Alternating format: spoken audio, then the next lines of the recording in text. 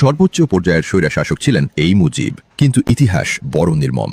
সত্যকে দশকের পর দশক ধরে মাটির নিচে চাপা দিয়ে রাখলেও তা একদিন না একদিন বের হয়ে আসেই।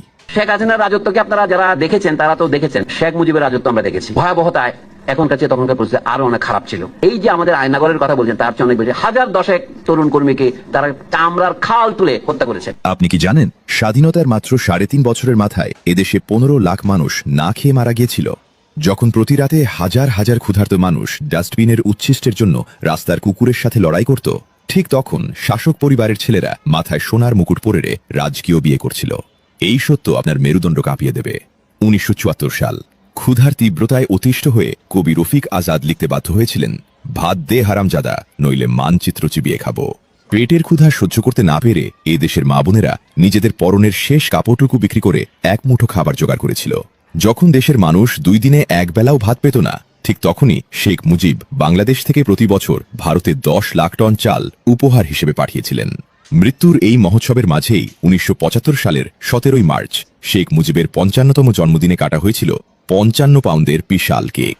রবি খেয়ে লাখ লাখ মানুষ না খেয়ে মরলেও মুজিব পরিবার ঢাকা ক্লাবে আয়োজন করেছিল এক ঝাঁকজমক বিয়ের। সেদিন বিয়ের অনুষ্ঠানে অংশ নেওয়া প্রত্যেকে গাড়ি নিয়ে এসেছিলেন। সীমাহীন দুর্নীতি করে পকেটে ভরা টাকা দিয়ে তারা এসব গাড়ি কিনেছিলেন। সেই বিয়েতে আসা নারীদের গহনায় মোড়ানো শরীর এবং ভারী সব সোনালী গয়না আর দামি খাবারের পোশরা সাজানো ছিল।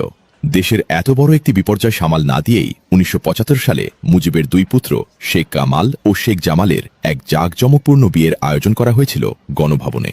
সেই বিয়ের আয়োজনও নানা ধরনের বিলাসবহুল করতে দেখা যায় সেই পরিবারকে। আপনার মনে প্রশ্ন জাগতে পারে, দেশের মানুষ কি এর প্রতিবাদ করেনি? করেছিল, কিন্তু সেই প্রতিবাদের কণ্ঠকে চিরতরে স্তব্ধ করে দিতে তৈরি করা হয়েছিল এক কুখ্যাত খুনি বাহিনী, যার নাম রক্ষী বাহিনী। এই রক্ষী বাহিনীর পৈশাচিকতায় নির্মমভাবে হত্যা করা হয় 45,000 স্বাধীন দেশপ্রেমিক মানুষকে। আজও কিছু মানুষ অন্ধের মতো বিশ্বাস করে এবং দেবতুল্য মনে করে মুজিবকে। সর্বোচ্চ পর্যায়ের স্বৈরশাসক ছিলেন এই মুজিব, কিন্তু ইতিহাস বড় নির্মম। সত্যকে দশকের পর দশক ধরে মাটির নিচে চাপা দিয়ে রাখলেও তা একদিন না একদিন বের হয়ে আসেই।